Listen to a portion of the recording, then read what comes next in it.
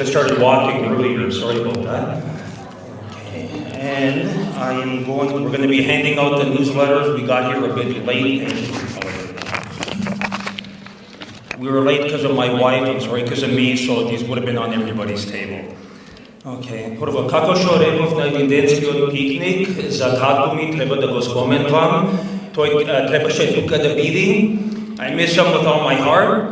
We all do. Ted, I love you. Господ да го прости. Okay, again, like I said there, not sure if everybody heard it there, my inspiration. Okay, so I was looking at the news, I'll say this in English as most of you know me.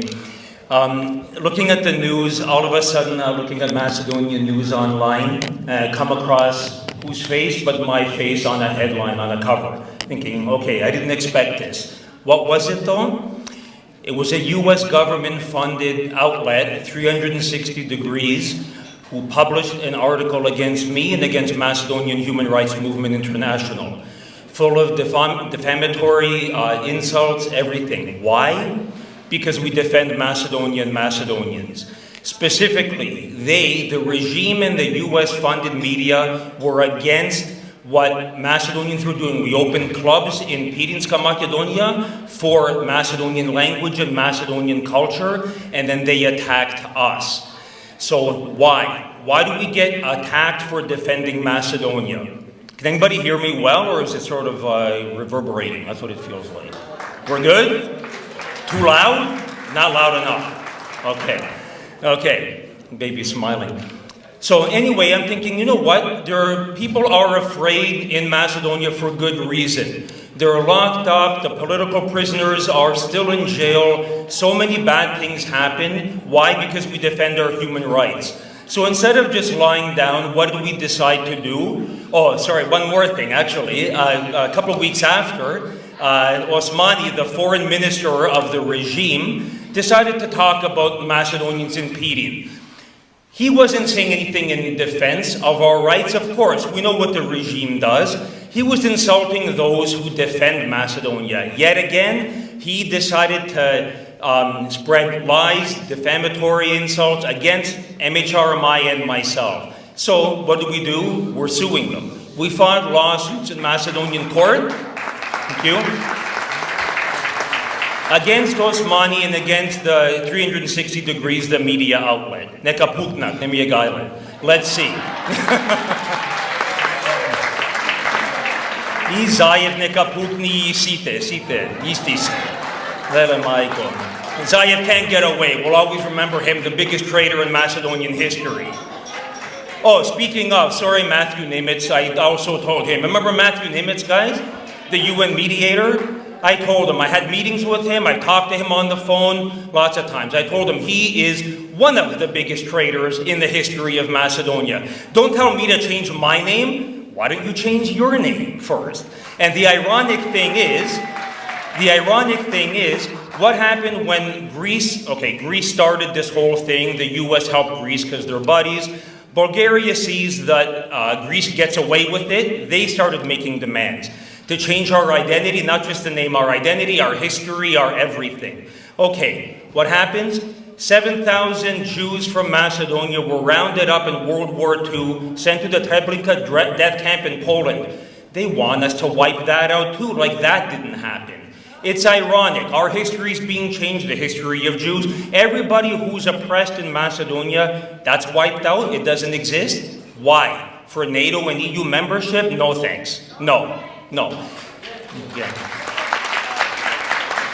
Also, sometimes people will say, and okay, depends, not necessarily bad, but okay, I'm not going to lie, I don't like it, but their heart's in the right place. We don't want European Union membership without, if we have to change the name and our identity. No, we don't want European Union membership anyway. If you're going to tell us to change our name, no, get lost. We don't need NATO membership either. You made us change our name? No, thank you.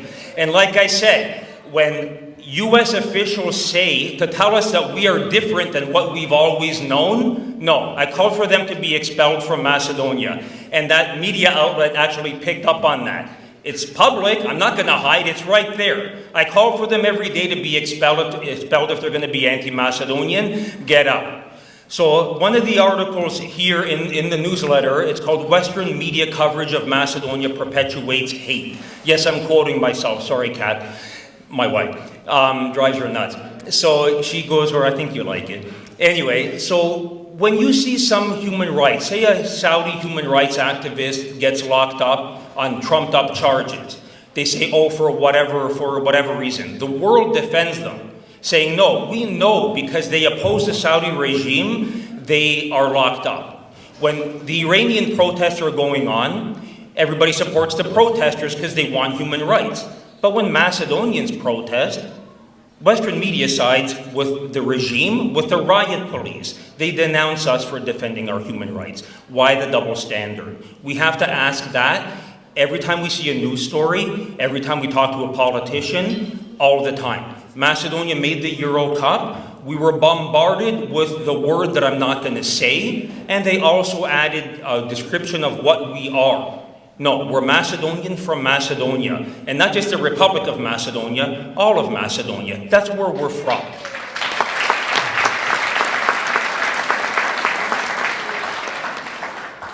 Every time, I remember like a long time ago, one of the times I went to Macedonia, I was at work. I told everybody I'm going away on vacation, semi-vacation, more human rights stuff.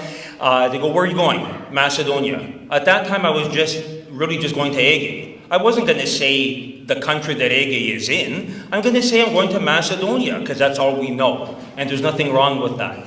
So that's what we have to do. And especially with the Republic now too, do not accept anything but Republic of Macedonia. If somebody says, oh, well, your government changed the name, one, no, it's not a government. Macedonia has no government. Macedonia has a regime. Number two, no. Thank you. Macedonia didn't change its name. It was illegal. And illegal law is not law. The president at the time, okay, I can say his name, Ivanov, the one thing he did right was refuse to sign the name change, which means the president didn't sign it, it's not law. So any politician in Macedonia now can easily reverse it because it doesn't exist. That law is not, like I said, it's not law.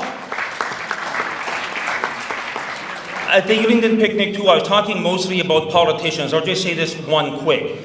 Vamero, the so-called defenders of Macedonia, they make excuses as well. Oh, well, we got to get enough MPs to this and that. No, again, it's not law. There's excuses. They chose to continue negotiating the name when they could have stopped it. We know, so we know they're the biggest traitors with Zaev, the whole gang, and Dewey and all of them. But Vamero, the so-called defenders of Macedonia, did nothing, and they chose to do nothing for a reason. They're also controlled by the U.S. Okay, I'm talking too fast. Tony, you said you're going to talk slow, which was a good idea, but I should be following you at your lead.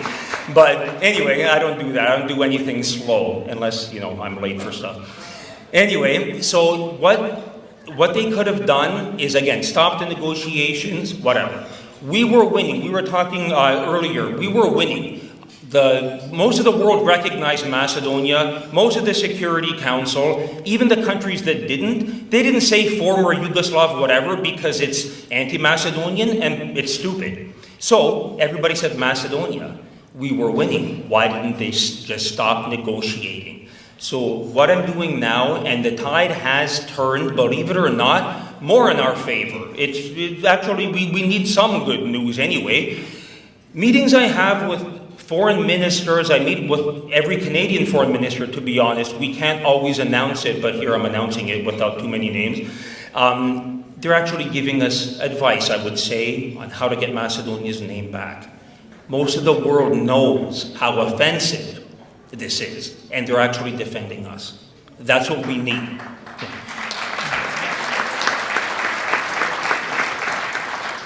The political prisoners who were locked up, again, trumped up charges, half of them weren't even at the so-called, at the event that they were charged with.